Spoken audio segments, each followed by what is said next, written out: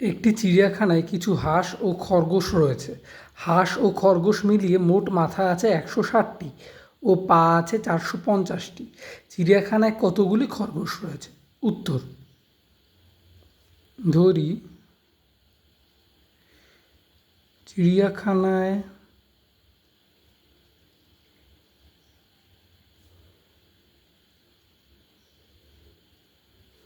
খরগোশ রয়েছে এক্সটি। তাহলে টোটাল হাঁস আর খরগোশ মিলিয়ে 100টা। তাহলে খরগোশ যদি এক্সটি হয় তাহলে হাঁস হবে 160 মাইনাস এক্স। তাহলে চিড়িয়াখানায় হাঁস রয়েছে 160 মাইনাস এক্সটি, কারণ হাঁস আর খরগোশ মিলিয়ে আছে 160টি। তাহলে হাঁস রয়েছে 160 মাইনাস এক্স হয়ে গেল। এইবারে আমরা জানি যে খরগোশের মাথাও একটা, তাহলে এক্সটা হলো মাথা খরগোশের, আর হাঁসের মাথাও একটা।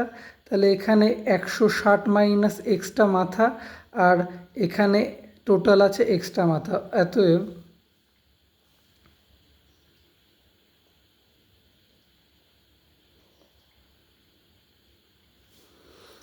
আমরা বলতে পারি এরপর যে পা আছে টোটাল 450। তাহলে একটা খরগোশের কতগুলো পা?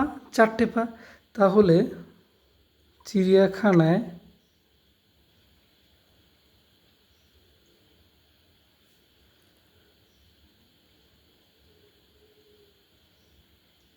খরগোশের পা রয়েছে 4xt, আর হাঁসের কতগুলো পা? 2টো করে পা।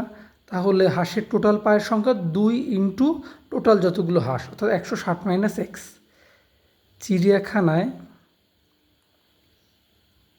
হাঁসের পা রয়েছে 2 ইন্টু 160 মাইনাস এক্সটি। তাহলে আমাকে প্রশ্নানুসারে বলেছে যে টোটাল পা আছে 450। তাহলে এখানে 4x আর 2 into 160 minus x is equal to 450, সেটা লিখে ফেলি। প্রশ্নানুসারে 4x plus 2 into 160 minus x is equal to 450। তাহলে 4x plus 320 minus 2x is equal to 450। তাহলে 2x ইজিক্যাল টু হয়ে যাবে 450 মাইনাস 320। তাহলে 2x ইজিক্যাল টু হয়ে যাবে 0, 2 5 3 আর 1 4 130। তাহলে x ইজিক্যাল টু 6 দুগুণে 12, 5 গুণে 10, 65। তাহলে আমাকে জানতে চেয়েছে যে খরগোশ কতগুলো। আমরা x ধরে নিয়েছিলাম খরগোশের সংখ্যা, তাহলে খরগোশ আছে 65টি। সুতরাং